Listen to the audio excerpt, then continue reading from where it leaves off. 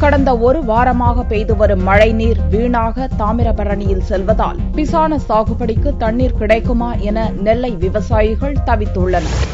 திருநெல்வேலியில் கடந்த ஒரு வாரமாக வடகிழக்கு பருவமழை பெய்து வருவதால் பெரும்பாலான குளங்கள் நிரம்பி வருகின்றன. பாபநாசம் அணையின் நீர்மட்டம் 99 அடியை எட்டியுள்ளது. சேர்வலாறு அணையின் நீர்மட்டம் 113 அடியாக உயர்ந்துள்ளது. மணிமுத்தாறு அணையின் நீர்மட்டமும் கணிசமாக உயர்ந்து 74 அடியை எட்டியுள்ளது. 85 அடி உயரமுள்ள கடனாநதி அணைக்கட்டும் நிரம்பிவிட்டது. குண்டாறு ஏற்கனவே நிரம்பிவிட்டது.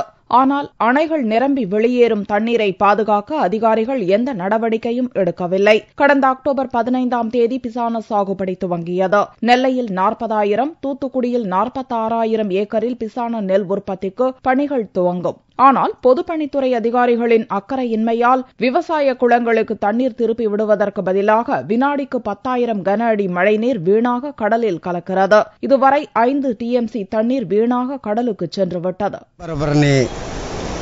ஆற்றிலே கடைசி அணை இந்த திருவைகுண்ட அணை.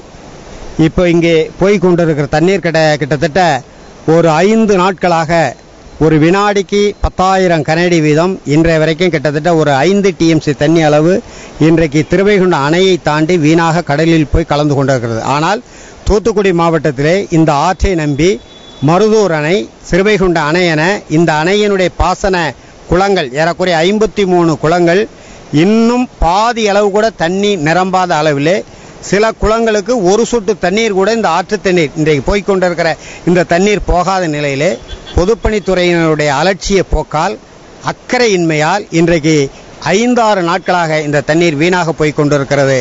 இதை உடனடியாக பாசன குளங்களுக்கு மருதூர் அணை மேலக்கால், கீழக்கால், திருவைகுண்ட அணை வடகால், தென்கால் கால்களிலே தண்ணீரை திறந்து பாசன குளங்களை நிரப்ப வேண்டும் என்பது விவசாயிகளுடைய கோரிக்கையாக இருக்கிறது.